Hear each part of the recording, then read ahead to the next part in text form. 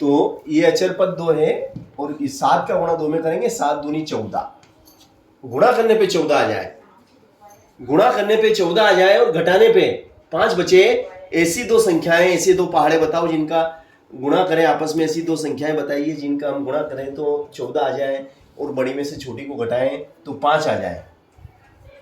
तो ऑलरेडी आप बताएंगे कि 7 और 2, 7 और 2 का गुणा करो तो 14 आते हैं, और 7 में से अगर 2 कम करें तो 5 बचेंगे।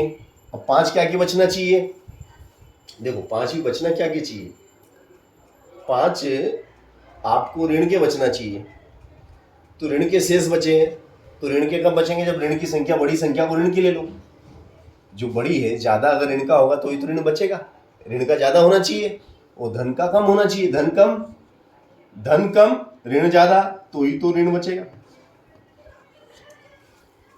इस तरीके से -7 + 2 = -5, ठीक है। तो ये हो जाएगा आपका 7x -7x + 2x - 2। हमने इनके साथ x लगा दिया क्योंकि यहाँ पे x है, तो इसके साथ भी x लग गया और इसके साथ भी x लग गया। तो -7x में जुड़ गया 2x, -7x में जुड़ गया 2x, तो 2x धन का है तो वो तो जुड़ गया मतलब घट गया, कम कर दिया, माइनस का 7 था, ऋण कितना था 7, और धन जमा कितना किया 2, ऋण 7 था 2 जमा कर दिया तो ऋण का 5 रह गया। चलिए ये कॉन्सेप्ट यहाँ पे आपको क्लियर हो जाना चाहिए। चलो 7x हम कॉमन ले लेंगे, तो 7x हमने कॉमन लिया, x² है, एक x बाहर आ गया तो एक स्क्वायर अंदर रह जाएगा, -7 का पाड़ा बोलो कि 7 आ जाए, 7 एकम 7, और x तो ऑलरेडी बाहर आ गया, x इज ए कॉमन। अब यहाँ पे हम देखते हैं कि 2 इसमें भी और 2 इसमें भी 2 कॉमन आएगा, x नहीं ले सकते क्योंकि x इसमें तो है मगर इसमें x नहीं है, ठीक है ना। तो यहाँ पे हो जाएगा x और 2 का पाड़ा बोलो 2 आ जाए, 2 एकम 2, 2 एकम 2। इस तरीके से ये हो जाएगा x - 1 और 7x + 2। यही अभिष्ट गुणनखंड है, यही अभिष्ट गुणनखंड है, ठीक है। इसी क्रम को हम आगे बढ़ाते हैं और हम लेते हैं कि 12x²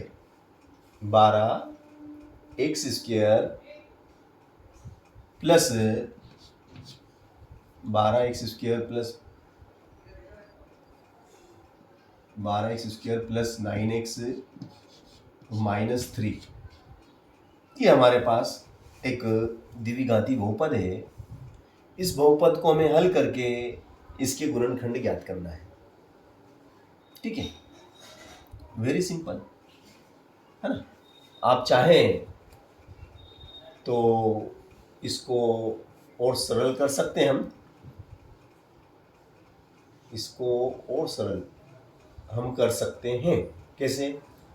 इसको और सरल हम ऐसे कर सकते हैं जैसे कि 12 और 3 सॉरी 9 और 3 किस टेबल में आते हैं, 12 9 और 3 किस टेबल में आते हैं, 12 9 3 के टेबल में आते हैं, 3 कॉमन आ जाएगा तो अंदर क्या रह जाएगा आपका, अंदर 3 का टेबल बोलो 12 आ जाए, 3 चौक 12, 3 का टेबल बोलो 9 आ जाए, 3 3 9, और 3 का टेबल बोलो 3 आ जाए, 3 एकम 3। अब 3 कॉमन आ गया और ये अंदर बहुपद है। अब इस बहुपद के हम गुणनखंड कर दें, इस अंदर वाले बहुपद के अगर हम गुणनखंड करें, है ना, ये 4 है आपका, ठीक है। तो 4 का टेबल बोलो एक बार, 4 का टेबल एक बार बोलो, 4 एकम 4, तो 4 × 1 = 4। अब गुणा करने पे 4 आ जाए, गुणा करने पे कितना आ जाए, 4 आ जाए, और घटाने पे कितना बचना चाहिए, ये घटाने का निशान, घटाने पे 3 बचना चाहिए, घटाने पे 3 बचना चाहिए, ऐसी संख्या बताइए, तो वही 4 और 1 है ना। और धन का बचना चाहिए, तो धन का कब बचेगा, जब धन ज्यादा होगा, तो तो ज़्यादा यानी बड़ी संख्या को धन की ले लो, छोटी को, ये धन का 3 बच गया ना, धन का 3। तो ये इस तरीके से हमने आपके सामने ये गुणनखंड करा, है ना। चलो,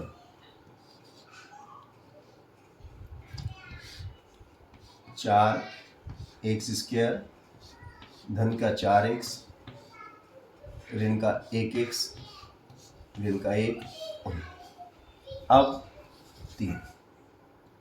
यहाँ से हम बड़ा कोष्टक लगा देंगे और 2 के ग्रुप बना देंगे। 2 के यहाँ पे ग्रुप बन गए, ये 2 बन गए। अब 4x इसमें भी है और 4x इसमें भी है, इसमें भी 4x, इसमें भी 4x, तो 4x is a common, 4x is a common, therefore यहाँ पे रह जाएगा 4, बोले बाहर आ गया। x की 2 घात थी, x की कितनी 2 पावर में से 1 बाहर आ गई, 1 रह गई। फिर 4 का टेबल बोलो 4 आ जाए, 4 एकम 4, 4 एकम 4। फिर इनका 1 बाहर ले लो, फिर यहाँ 1 से रह जाएगा, 1 का पाड़ा बोलो 1 आ जाए, 1 एकम 1, और ये कोष्टक बने। अब आप देख रहे हैं कि भाई ब्रैकेट सेम है, x + 1 x + 1 x + 1 x + 1 is a common, ये कॉमन आ जाएगा, x + 1 इज ए कॉमन। अगले कोष्टक में 4x ऋण 1 क्या आ जाएगा, 4x ऋण का 1, तो ये 4x और ऋण का 1 आपका कॉमन। इस तरीके से हमने आपके सामने ये निकाला 3x धन 1 फिर 4x ऋण 1, और यही अभिष्ट गुणनखंड है, यही अभिष्ट गुणनखंड है। ठीक है, चलिए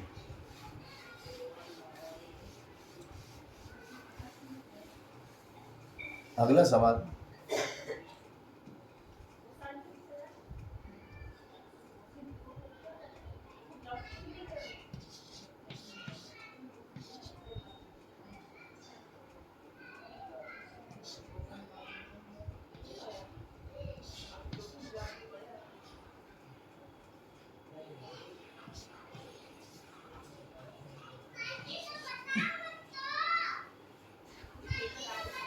ये सवाल है आपका, ये एक बहुपद आपको दिया गया है 18x² - 26x धन 8। अब इस बहुपद के गुणनखंड हमें ज्ञात करना है। चाहे तो हम डायरेक्ट भी कर सकते हैं और चाहे तो हम ये देख के कर सकते हैं कि भाई कॉमन क्या आ रहा है ना, जैसे कि 18 है ना और 26 और 8, 18 26 8 कौन से टेबल में आते हैं, 18 26 8 किस टेबल में आते हैं? तो आप बताएंगे कि सर 2 के टेबल में आते हैं। क्यों आते हैं? क्योंकि 18 भी सम संख्या है, 26 भी सम संख्या है और 8 भी आपकी सम संख्या है। अब दोनों सम संख्या है तो ऑलरेडी 2 के टेबल में आना ही है। अब 2 के टेबल में आएंगे तो कॉमन 2 ले लेते हैं। अब 2 हमने कॉमन ले लिया। अब 2 का टेबल बोलो 18 आ जाए, 2 नाम 18, 2 का टेबल बोलो 2 आ जाए, 2 एकम 2, 2 का टेबल बोलो 6 आ जाए, 2 तिया 6, फिर 2 का टेबल बोलो 8 आ जाए, 2 चौका 8। तो इस तरीके से हमने कॉमन ले लिया तो एक अंदर आपको सरल और एक कहना चाहिए कि बहुपद प्राप्त हुआ है। अब अंदर वाले बहुपद के हम गुणनखंड ज्ञात कर लेंगे, है ना। तो 9 का गुणा हम 4 में करेंगे, 9 का गुणा हम 4 में करेंगे। x² का जो गुणांक होता है उसका अचर पद में गुणा होता है। x² का गुणांक 9 है और 9 का गुणा किस में होगा, 4 में होगा। ठीक है, तो 9 का गुणा हम किस में करेंगे, 4 में करेंगे। चलिए कर लेते हैं गुणा। तो 9 का गुणा हम 4 में करने जा रहे हैं। ये देखिएगा बात, ये 9 चौक तो 9 और 4 हो गए आपके 36, 9 चौक 36। ठीक है, अब गुणा करने पे 36 आ जाए और जोड़ने पे 13 आना चाहिए। जोड़ने पे कितना आना चाहिए, 13 आना चाहिए। और 13 भी क्या क्या होना चाहिए, ऋण के होना चाहिए, ऋण के 13 चाहिए। तो भैया ऋण के 13 हमें चाहिए, तो हम क्या करेंगे कि ऋण का 9 गुणित ऋण का 4, ऋण का 9 ऋण का 4, तो ऋण 9 में ऋण 4 का गुणा करेंगे तो ऋण ऋण का जब गुणा होता है तो धन हो जाता है। ऋण ऋण का समान चिन्हों का गुणा धन होता है, तो समान चिन्हों का गुणा तो धन हो गया, और 9 चौक 36 हो गया, और ऋण 9 और ऋण 4 कितने होंगे, ऋण के 13 होंगे। तो ये कंडीशन हमारी फॉलो हो गई। कहने का मतलब यहाँ पे ये है कि कंडीशन हमारी फॉलो होती है, शर्त हमारी पूरी हो गई, ये शर्त हमारी यहाँ पे कंप्लीट होती है। ठीक है,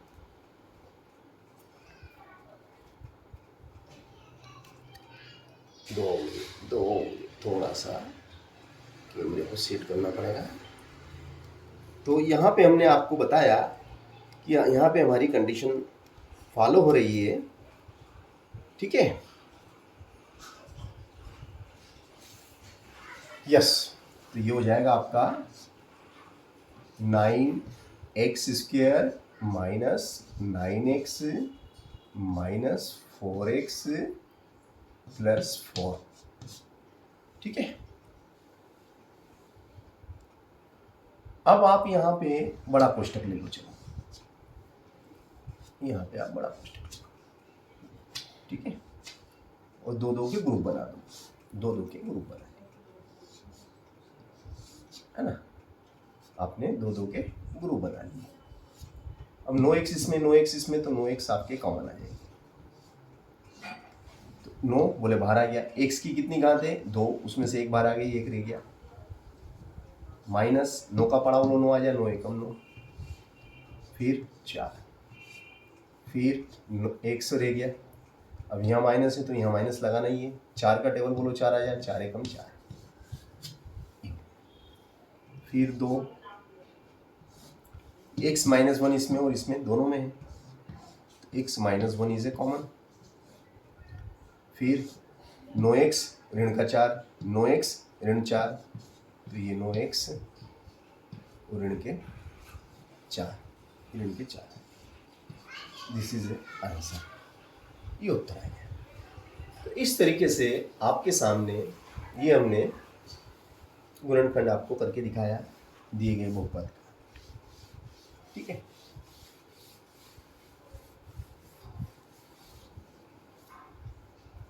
अब यदि ऐसा लिख दें कि सर्व समीका का प्रयोग करके गुणनखंड ज्ञात करना है आपको, सर्व समीका के प्रयोग से गुणनखंड ज्ञात कीजिए, सर्व समीका के प्रयोग से गुणनखंड ज्ञात कीजिए, गुणनखंड करना है, सर्व समीका का उपयोग करते हुए आपको गुणनखंड ज्ञात करना है। तो देखिएगा, जैसे मान लो कोई सवाल दे दिया आपको x² प्लस 4x प्लस 4, ये सवाल दे दिया। अब ये बहुपद है, अब इस बहुपद के गुणनखंड में निकालना है, मगर सर्व समीका की मदद से ज्ञात करना है। तो अब इसमें कौन सी सर्व समीका लगेगी देखते हैं। x² प्लस 4 को हम लिख देंगे 2 डॉट का मतलब गुणा, डॉट का मतलब क्या है, डॉट का मतलब गुणा, 2 डॉट x डॉट 2, 2 दूनी 4, 2 दूनी 4, क्योंकि डॉट का मतलब गुणा, 2 दूनी 4, 4x, 2 दूनी 4, 4x प्लस 4 को हम क्या लिख सकते हैं, 4 को हम 2 की घात 2 लिख सकते हैं, 2 की घात 2 कितना होता है 4। तो यहाँ एक सर्व समीका बन जाएगी। x को हम a मान लेते हैं, क्या मान लेते हैं, या फिर x को x ही रहने दो, है ना, या फिर a मान लो। चलो, a का वर्ग, x को हमने a माना, प्लस 2, x को क्या माना था a, 2 को क्या माना था, 2 को भी मान लो, ये वाला 2 है ना, इस वाले, ये तो ऐसा का ऐसा, ये 2 तो ऐसा का ऐसा, इस वाले 2 को भी मान लो, इसको हमने 2 को भी माना है, क्या माना दो को, इस दो को बी माना है। ये दो, यही वाला दो है, ये दोनों सेम है, ये बी, इसको बी माना, ये भी, ये बी, ये बी। तो ये सर्व समीकरण बन गई A square plus 2ab plus B square बराबर कितना होता है, बराबर होता है ए प्लस बी का होल स्क्वायर। क्या होता है, ए प्लस बी का होल स्क्वायर। ए किसको माना था, A is a X, X को माना था। बी किसको माना था, B is a 2, B is a 2 और इसका whole square, this is a whole square, this is answer, this is whole square, this is answer. ठीक है, तो इस तरीके से आप मतलब ठीक है, समझ में आया आपको, क्लियर। x प्लस 2 का होल स्क्वायर हो गया। आप इसे चाहे तो इस तरीके से लिखें, आप चाहे तो इसे इस तरीके से भी लिख सकते हैं, आप इसे इस तरीके से भी लिख सकते हैं, x प्लस 2, x प्लस 2, दो बार ऐसे भी लिख सकते हो, होल स्क्वायर लगाओ या दो बार लिख दो, ये भी एक तरीका है। तो ये जो मैंने गुणनखंड ज्ञात करे हैं, ये यहाँ पे फार्मूला सूत्र कहो या सर्वसमीका कहो, है ना, यूज द फार्मूला या फिर सर्वसमीका की मदद से हमने ये गुणनखंड ज्ञात करे। ठीक है, अब इसी प्रकार से यहाँ पे वो दे दे हमें, ये 10 लिख दो और यहाँ 25 दे दे। अब क्या करेंगे, वेरी सिंपल, सेम सर्व समीका लगेगी, नो चेंज, सर्व समीका आपकी सेम रहेगी, है ना। चलो करते हैं, एक्स स्क्वायर प्लस 2 गुणित लगाओ या डॉट लगा दो, मैं डॉट लगा देता हूँ, डॉट एक्स डॉट 5, दो तो मुझे लगाना ही है क्योंकि सर्व समीका में 2 आता है। अब 2 यहाँ लगा दिया तो 2 में किस, 2 का पाड़ा कितनी बार बोले कि 10 आ जाए, 2 का पाड़ा कितनी बार बोले कि 10 आ जाए, तो 2 का पाड़ा 5 बार बोले, 2 पंजे 10, तो 5 को यहाँ लिख दिया। और 25 किसका वर्ग होता है, बोले 5 का वर्ग होता है, यानी कि यहाँ पे जो है वो यहाँ आना चाहिए, यहाँ पे जो b है वो यहाँ पे आना चाहिए, ये b है, इसको भी मानेंगे, ये b 5 का वर्ग हो गया। तो अब ये सर्व समीका बन गई आपकी, इसको हम a मान लेंगे, क्या मान लेंगे, x को की जगह a पुट कर देंगे, a पुट कर दिया प्लस 2, x की जगह a पुट हो गया 5 की जगह b पुट हो गया प्लस 5 की जगह b पुट कर दिया, 5 की जगह हमने b पुट कर दिया, a square plus 2ab plus B square, तो ये हो जाएगा आपका a प्लस बी का whole square, a plus B का होल स्क्वायर हो जाएगा। a कितना है आपका, a इज एक्स, a कितना है आपका, a इज ए एक्स, और b किसको माना था, b इज ए 5, b आपने किसको माना था 5 को, तो b इज ए 5 का होल स्क्वायर, x प्लस 5 का होल स्क्वायर, x प्लस 5 का होल स्क्वायर। चाहो तो आप इस तरीके से लिखो, और अगर आप चाहो तो इसको ऐसा लिख सकते हो, x प्लस 5 और x प्लस 5,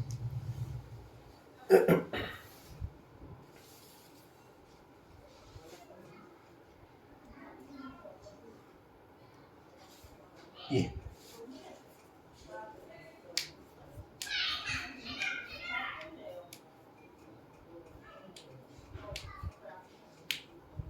x प्लस 5 का होल स्क्वायर।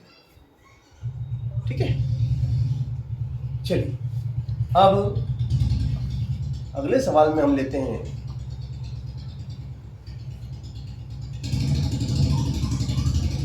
अगला सवाल हम लेते हैं, ये हमारा सवाल अब यहाँ ऋण का आ गया। ठीक है, इसको करते हैं सर्व समीका की मदद से, है ना। तो देखिएगा एक्स स्क्वायर, यहाँ तो 2 लेना ही लेना है, अब 2 का टेबल बोलो, सॉरी x भी आ ही जाएगा, ये x का x, 2 का टेबल बोलो कि 14 आ जाए, 2 का टेबल बोलो 14 आ जाए, 2 सती 14 और यहाँ 7 है तो ये 7 यहाँ आ जाएगा और 7 का वर्ग लगा, सती 49। अब इसको a मान लो, x को a मानो, a का वर्ग -2, x की जगह a, 7 की जगह b प्लस इसकी जगह b और b का वर्ग। तो ये सूत्र हो जाएगा a square -2ab plus B square, a square -2ab plus B square बराबर क्या हो जाएगा, बराबर में आ जाएगा a माइनस बी का whole square, a minus B का whole square, a minus B का होल स्क्वायर। a की जगह कितना पुट करा, a की जगह x कर दो पुट, a की जगह x, क्योंकि a इज ए x और b is a 7, b is a 7, ये 7 होल स्क्वायर। चाहो तो इसको 2 बार लिख दो आप, चाहो तो इसको 2 बार लिख दो।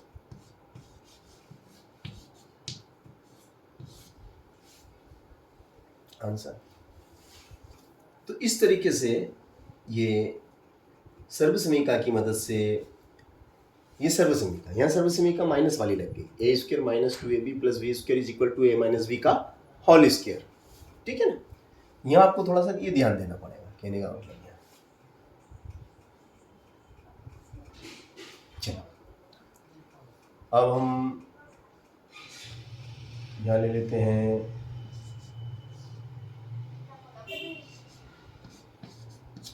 ये सर्वसमीका लेनी चाहिए, है ना।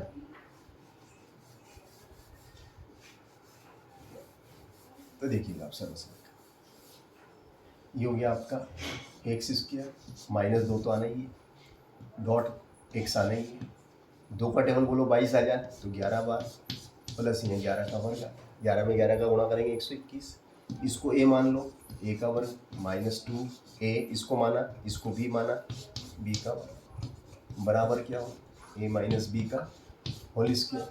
तो a किसको माना आपने, a की जगह क्या पुट करेंगे, a की जगह, इस a की जगह आ जाएगा x, b की जगह 11 का होल स्क्वायर। चाहो तो आप इसे 2 बार लिख दो या चाहो तो मत लिखो, यहीं लिख दो उत्तर, ये उत्तर आ गया, या चाहो तो ऐसे लिखो, लिखने के दोनों तरीके बता दिए। चलिए,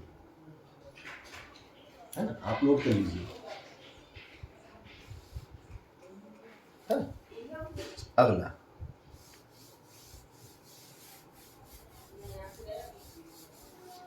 अगला सवाल है आपका कि जैसे मान लो मैंने कोई सवाल लिखा है एक्स स्क्वायर -1, अब इसके गुणनखंड मुझे ज्ञात करना है, एक्स स्क्वायर -1 के गुणनखंड मुझे ज्ञात करना है और वो भी सर्वसमीका की मदद से ज्ञात करना है। किसकी मदद से करना है, सर्वसमीका की मदद से करना है। तो मैं इसको क्या लिख सकता हूँ, एक्स स्क्वायर -1 का स्क्वायर। अब इस x को मैं a मानूं तो a का वर्ग माइनस b का वर्ग, तो ये सर्वसमीका क्या होती है, एक बार प्लस में, एक बार प्लस में और एक बार माइनस में होती है। तो यहाँ पे a कितना, a किसको माना, x को, b एक को, तो x + 1 और x - 1, ये उत्तर आएगा, ये उत्तर, ये आपका आंसर है। ये सर्वसमीका है, a square minus B square is equal to X a plus B a minus B.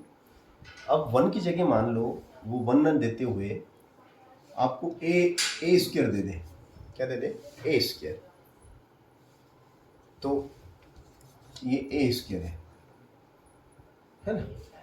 तो अब ये क्या हो जाएगा, एक की जगह क्या आ गया, a आ गया, एक की जगह a लिख दो, एक की जगह a लिख दो, x + a x - a, x + a x - a, उत्तर है, कोई दिक्कत नहीं। अब इसकी जगह मान लो उसने 9 लिख दिया, तो 9 लिख दिया तो कोई दिक्कत, 9 मतलब क्या, किसका वर्ग, 9 किसका वर्ग होता है, 3 का वर्ग, है ना। अब a की जगह ए की जगह 3 आ जाएगा, क्योंकि यहाँ ए की जगह 3 बैठा हुआ है।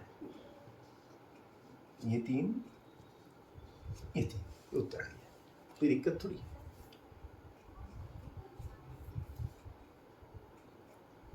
तो ये आपको थोड़ा सा ध्यान रखना पड़ेगा।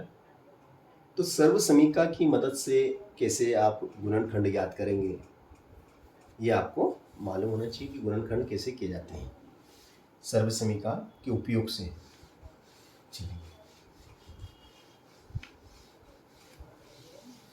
अब मान लो आपको इस टाइप से सवाल दे दे वो कि x³ - 1, अब इसके गुणनखंड करना है, और वो भी सर्व समीका की मदद से। किसकी मदद से? सर्व समीका की मदद से। सर्व समीका की मदद से करना है ना। x³ - 1 की गुणनखंड हमें करना है, और वो भी हमें सर्व समीका की मदद से ही करना है। तो वेरी सिंपल, हम x³ - 1³ फिर इसको a मानेंगे, a³ इसको b मान लेंगे, b³ बराबर a - b, a² plus ab plus b²। ये आपका सर्व समीका है, इसको सर्व समीका कहते हैं। ये आपकी सर्व समीका है, ये आपको थोड़ा सा ध्यान देना है ना। ठीक है, ये आपकी सर्व समीका है। इसमें a की जगह तो x को बिठाना है, और b की जगह आपको 1 को बिठाना है। ये x है, तो x की जगह तो आ जाएगा a की जगह, a की जगह x बैठ गया, b की जगह 1 बैठ गया, है ना। फिर a की जगह x बैठ गया, a की जगह x, b की जगह 1 और 1 का वर्ग। ठीक है, तो ये हो गया x - 1 x², x का 1 में गुणा करेंगे, x से कम x, और 1 का वर्ग 1 ही होता है। This is answer, this is A answer.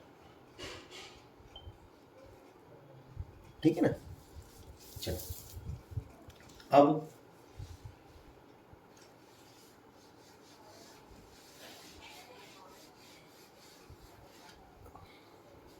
यहाँ 1 की जगह मान लो, 1 की जगह वो 8 दे दे,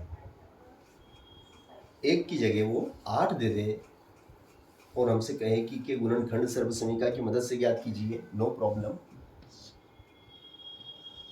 x का वर्ग माइनस 8 मतलब क्या होता है? 2 गुणित 2 गुणित 2, 2 दूनी 4 और 4 दूनी 8, 2 दूनी 4 और 4 दूनी 8, यानी कि 1 2 3, 3 बार। 2 कितनी बार है? 3 बार। तो ये हो गया 2 की घात 3 हो जाएगा, 2 की घात 3, x की घात 3 माइनस 2 की घात 3। तो यहाँ पे सूत्र लग जाएगा a की घात 3 माइनस b की घात 3 बराबर a माइनस b, और क्या आ जाएगा? a का वर्ग प्लस ab प्लस b का वर्ग। a माइनस b, a का वर्ग प्लस ab प्लस b का वर्ग, है ना। अब a की जगह तो x बैठ जाएगा, है ना। ये हो गया आपका x की घात 3 माइनस 8 बराबर x, a की जगह x, b की जगह 2, फिर 2 की घात 2, फिर 2, फिर सॉरी 2, a की जगह x आएगा, x की घात 2 प्लस 2 x, और b कितना है? b 2 है, तो 2 अपन आगे ले लेते हैं, इधर लगा देते हैं, प्लस 2 की घात 2 कर लो, तो ये हो जाएगा आपका x की घात 3 माइनस 8 x माइनस 2 फिर x की घात 2 प्लस 2 x प्लस 2 दूनी 4। इस तरीके से हमने दिए गए बहुपद के गुणनखंड आपको करके दिखाए। जो बहुपद हमें दिया गया था 3 घात वाला, उसके हमने बहुपद के गुणनखंड किए। चलिए अब हमें ये बहुपद अगर वो दे दे, ये ना देते हुए ये दे दे, अब इसके गुणनखंड हमें करना है। एक्स क्यूब प्लस 3 के गुणनखंड कीजिए सर्वसमीका की मदद से। तो वेरी सिंपल, इसको इस तरीके से लिखेंगे। पहले 1 इंटू 1 इंटू 1, एक एकम एक एकम एक, तो ये हो जाएगा आपका, क्या हो जाएगा, एक, है ना।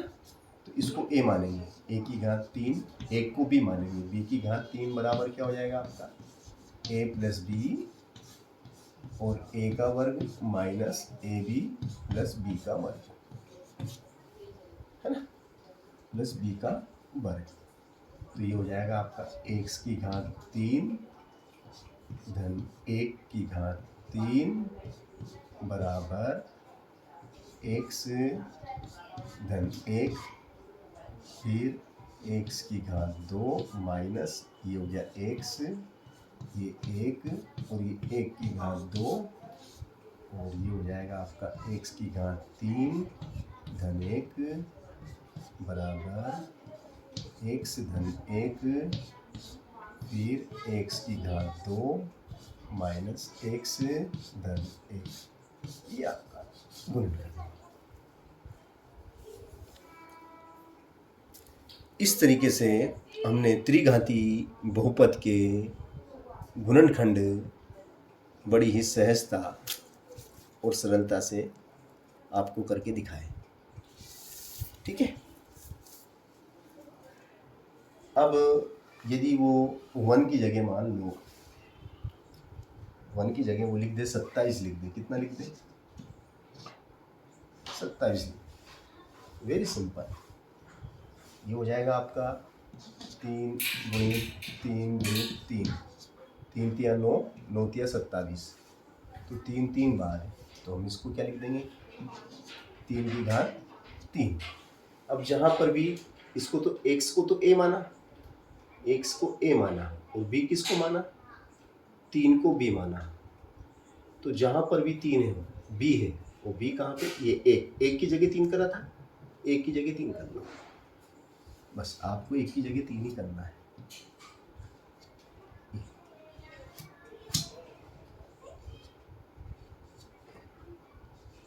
तीन, 1 की जगह 3 कर, 1 की जगह 3, और 3 का x में करेंगे तो ये हो जाएगा आपका 3x, और 3 का वर्ग 9, 3 का वर्ग 9, ये 3 हो गया 3, और 3 की घात 3 कितना होता है, 3 की घात 3 कितना होता है, 27, ये हो गया आपका 27। ये गुणनखंड तैयार है ना।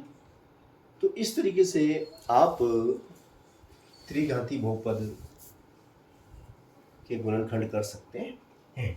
ठीक है।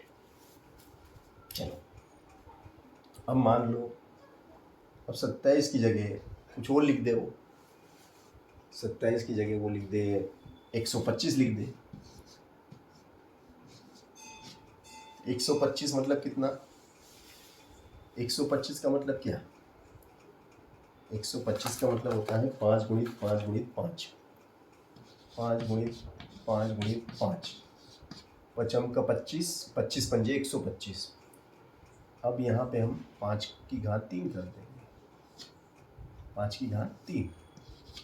अब जहाँ जहाँ पे b है, क्योंकि b है ना 5, तो जहाँ पे भी b है वहाँ पे 3 पुट कर देंगे, तो 5 पुट कर देंगे।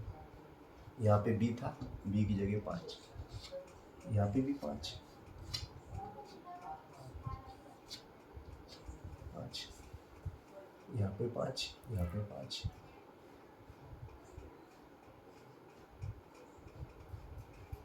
है ना, यहाँ पे 5 आ जाएगा, यहाँ पे 5 आ जाएगा, ये 5 x हो जाएगा और ये 25 हो जाएगा।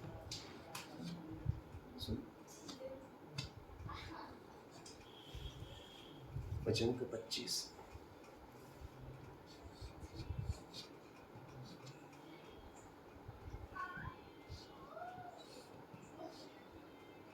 पाँच की घात 3 125, 5 की घात 3 कितना हो गया 125। इस तरीके से हमने इस त्रिघाती बहुपद के भी गुणनखंड आपको ज्ञात करके बताए। ठीक है।